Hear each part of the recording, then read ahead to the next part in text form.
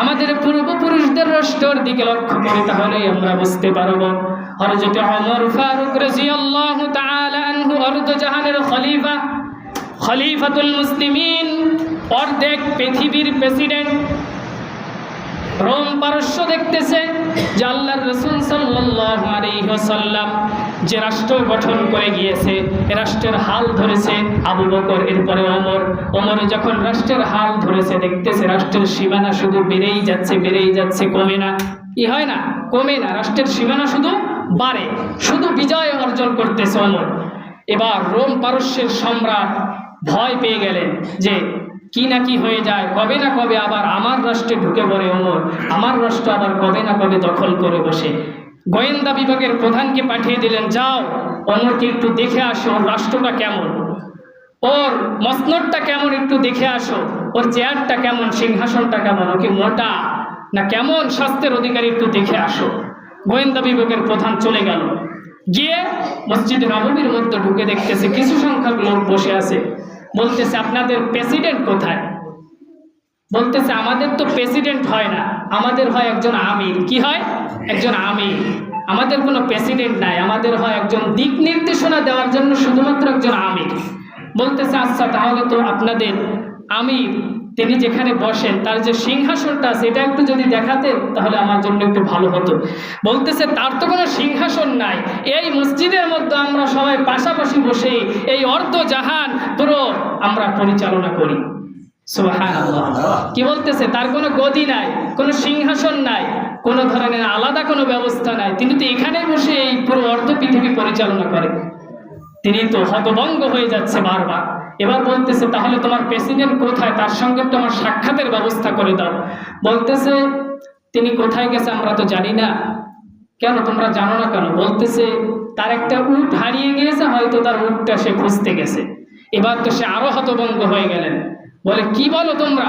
প্রেসিডেন্টের, অর্ধজাহানের প্রেসিডেন্ট যিনি খলিফা, তার উট হারিয়ে গিয়েছে, তোমাদের তো চাকরি না থাকার কথা, তোমরা এখানে আরামসে বসে আসো, আর সে তার উট খুঁজতেছে গিয়ে মাঠে মাঠে, এটা কেমন কথা? বলতেছে, এটাই আমাদের রাষ্ট্র। বলতেছে, তাহলে তোমাদের প্রেসিডেন্ট কোন দিকে গেছে একটু দেখিয়ে দাও। এবার সে বলল, এই দিকে গেছে, যা। এবার একজন লোক নিয়ে সে হাঁটতে লাগলো। হাঁটতে হাঁটতে বেশ কিছু মাইল যাওয়ার পরে দেখতেছে একটা গাছের তলায় সূর্য হেলে পড়েছে, টকবকে রোদ, তিনি শুয়ে আছে, মাথার তলে কোনো বালিশ নাই, কোনো বিছানা নাই, সূর্যের তাপে তার গায়ের ঘাম পড়ে পড়ে বালুগুলো ভিজে যাচ্ছে।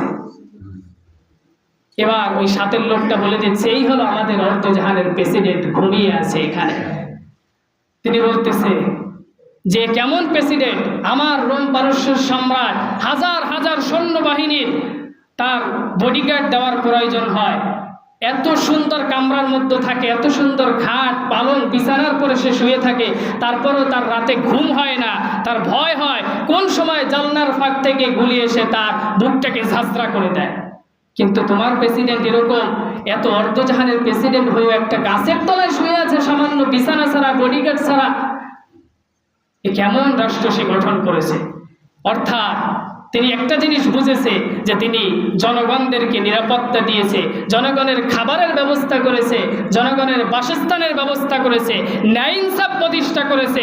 এজন্য পুরো পৃথিবী, পুরো অর্ধজাহানের যত জনগণ আছে সবাই মিলে তার নিরাপত্তার ব্যবস্থা তারা নিয়ে নিয়েছে, দায়িত্ব ওই জনগণ নিয়ে নিয়েছে। এখান থেকে যে শিক্ষাটা পায় যে রাষ্ট্র যদি আপনি সুন্দরভাবে পরিচালনা করতে পারেন, তাদের মধ্যে যদি ইনসাফ প্রতিষ্ঠা করতে পারেন, জুলুম অত্যাচার দুর্নীতি যদি দূর করতে পারেন, মানুষের মাঝে যদি আপনি আল্লাহর আইন প্রতিষ্ঠা করতে পারেন, অটোমেটিক আপনার বডিগার্ডের প্রয়োজন হবে না, আপনার দায়িত্ব তারাই নিয়ে নেবে, আপনি নিশ্চিন্তভাবে ঘুরে বেড়াবেন, কোনো সমস্যা হবে না।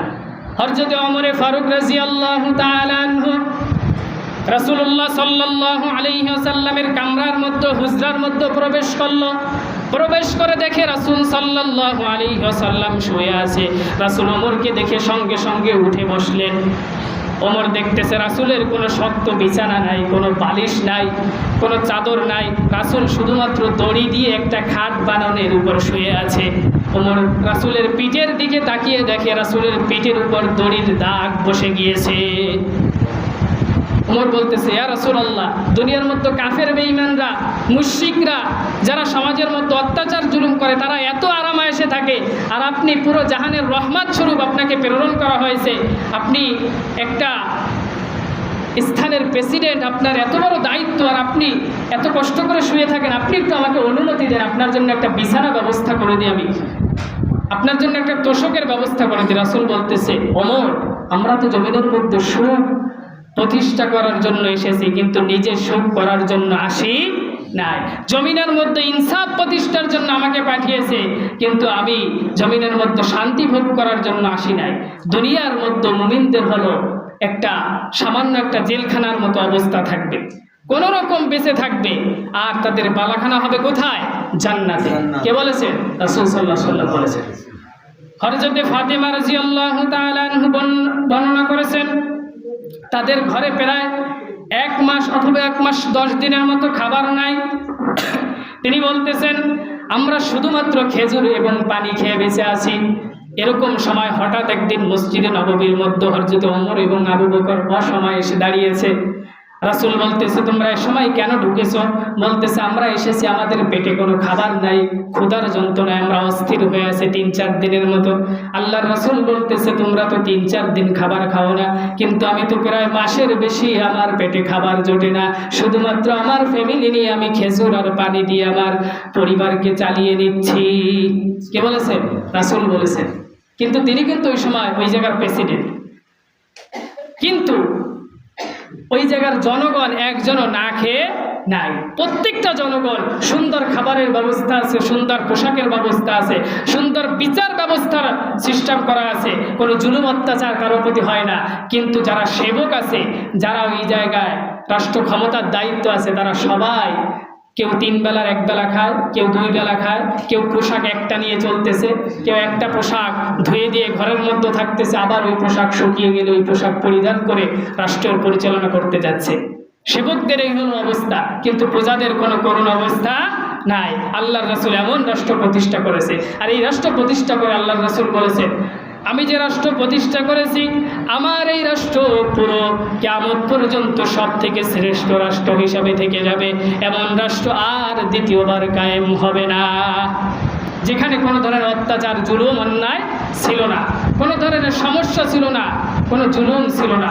ওমর রাদিয়াল্লাহু তাআলা আনহু একদিন বলেন, ফোরাতের তীরে যদি কোনো একটা কুকুর পর্যন্ত না খেয়ে থাকে, আমি রবের কাছে কিভাবে হিসাব দিব?